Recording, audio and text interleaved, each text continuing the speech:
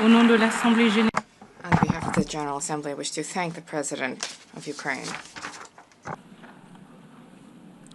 L'Assemblée va. The Assembly will hear an address by His Serene Highness, Prince Albert II, Sovereign Prince of Monaco. I request protocol to escort His Serene Highness and invite him to address the Assembly.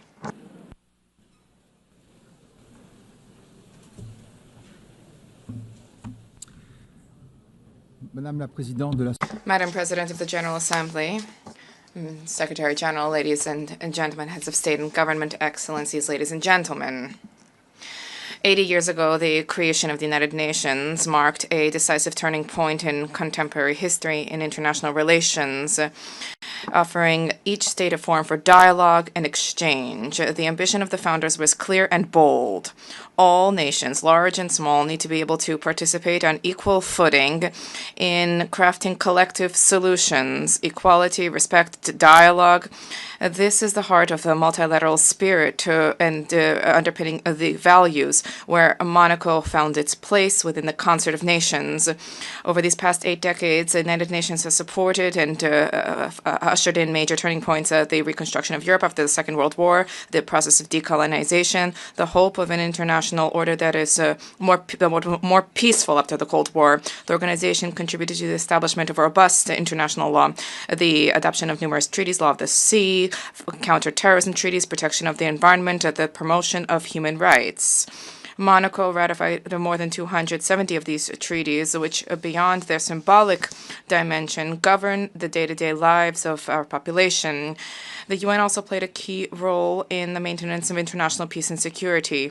On all continents, these operations help to prevent conflict and to support democratic transitions.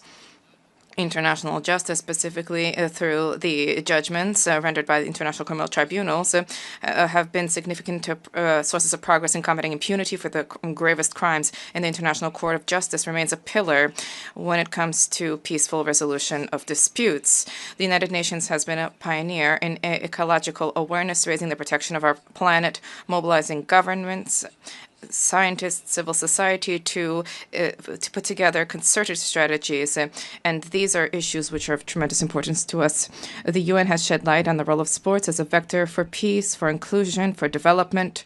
Our principally welcomes the fact that sport is increasingly taking pride of place in the work of the organization. Madam President, we are cognizant of the progress that has been made over the past 8 decades, and yet we have more challenges to surmount, which requires resolute collective action. The progress that we have made is significant, but we have a grim reality. We are in a multipolar world where international realities are significant. There are proliferation of peacekeeping operations show that dialogue and preventive diplomacy, unfortunately, do not always generate the anticipated results. International security is today gravely imperiled. International tensions and conflicts are spreading in all 4 corners of the world, and this makes it all the more necessary for there to be a reaffirmation of the core principles of the United Nations: sovereignty of states, peaceful dispute resolution, respect for international law, and human rights. In this regard, the Principality of Monaco firmly condemns the war of aggression targeting Ukraine and the suffering this has inflicted upon civilian populations, and I reiterated this message just now to President Zelensky. I cherish the hope that a just and lasting negotiated peace agreement can be found soon to guarantee security and to rise to the expectations of the Ukrainian people. In the Middle East, violence has generated unacceptable human suffering casualties. The risk of regional conflagration requires that there be an immediate de-escalation, protection of civilians, the unimpeded delivery of humanitarian assistance, and a sincere relaunch of the peace process on the basis of the 2 states. Peace is not a utopia. Peace is an overriding necessity. These security-related challenges are compounded by environmental challenges. The international community recently met in Nice for the 3rd UN Conference on Oceans, vehemently recalling the need to act for the protection of seas and oceans. The Principality organized, before the conference, a Blue Economy and Finance Forum.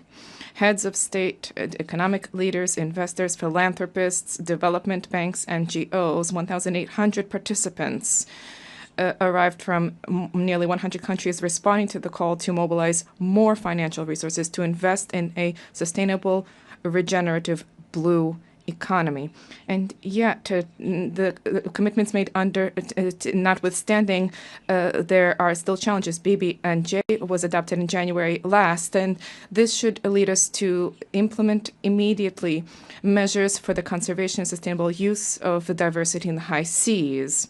The fight against climate change is a responsibility, a historic responsibility. Acceleration of extreme events requires credible, immediate, financed responses. We are traversing a significant difficulties. There is science which is accessible, abundant, more reliable than ever before. The Paris Agreement, the 10th anniversary of which we are marking this year, provides a structured, transparent framework which should generate a robust trust among all stakeholders. This year, new nationally determined contributions have been published, and this is a reflection of the need to be more and more ambitious. I wish to recall that these ambitions are carry moral significance, particularly vis-a-vis young people and succeeding generations, but also, as was recently recalled by the ICJ in the advisory opinion. And in this regard, and in accordance with the new collective goal for financing, which was adopted in Baku last year, I decided that my country will double specific financing under climate agreements, and this is by 2028. Let us not forget that there's a need to invest in countering climate change, but there's a need to take into account the depletion of biodiversity throughout the world. COP17 and the Biological Diversity Convention, October 2026, will be held in Yerevan. This is a key opportunity to transform the commitments into reality, specifically when it comes to financing and meaningful protection of ecosystems. Madam President, we cannot pass over in silence the alarming setbacks in human rights, freedom, the repression of freedom, civil society, excessive use of force. These are all undermining the very basis of civilizations and are resulting in a loss of trust of citizens vis-a-vis systems. Women's rights are a key pillar for peace, for development, and for justice. 30 years after the Beijing conference, gender equality between men and women has still not been fully universally attained, and this remains a key priority, which is something we need to reaffirm. There's an urgent need to generate collective commitment to combat violence against women and girls and against all kinds of persecution which they endure, including in conflict-affected areas. No society can be prosperous if such inequality persists there. Likewise, no society can develop without taking care of its young population, because young people are not just the future of the world. Young people are the present. 30 years after the World Youth Program, it is incumbent upon us to raise the role of young people in discussions on the economy, civic life, access to education, employment, digital issues. This is not a privilege. This is a right. Madam President, public global health is a key. Non-communicable diseases are the main cause of premature deaths, and there's a need for cross-sectoral mobilization to address this challenge. I welcome the key role of the WHO with the global action against these diseases, but there's a need to move further to strengthen synergies among the stakeholders to improve the effectiveness of action, particularly among budgetary constraints. The fourth high-level meeting on this issue should generate new momentum to intensify prevention and to provide universal access to high-quality care. Madam President, the 80th anniversary of the United Nations offers an opportunity to breathe new life into multilateralism, to reform its operations, and to address the liquidity crisis. Reform of the United Nations should restore people's trust and to establish an effective structure and based on core values. The United Nations is the only universal body which is capable of defending sovereignty of states and embodies the ideal of cooperation amongst peoples. But this is not only at the UN headquarters. There are specialized institutions, UNESCO, FAO, and IAEA, and many others. These all play a critical role by providing concrete support for environmental, educational, and social policies of states, helping them to fully meet their responsibility without duplication of mandates in New York. And let us recenter the work of our organization to focus on the priorities enshrined in the Charter.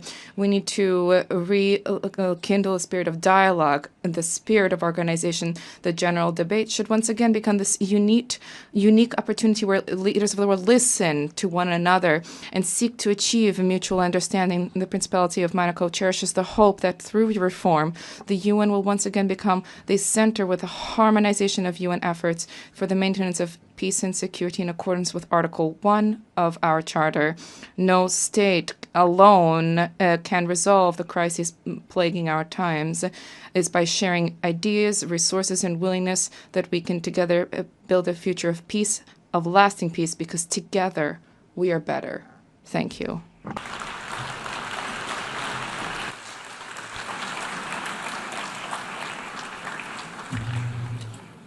Au nom de l'Assemblée générale, je tiens On behalf of the General Assembly,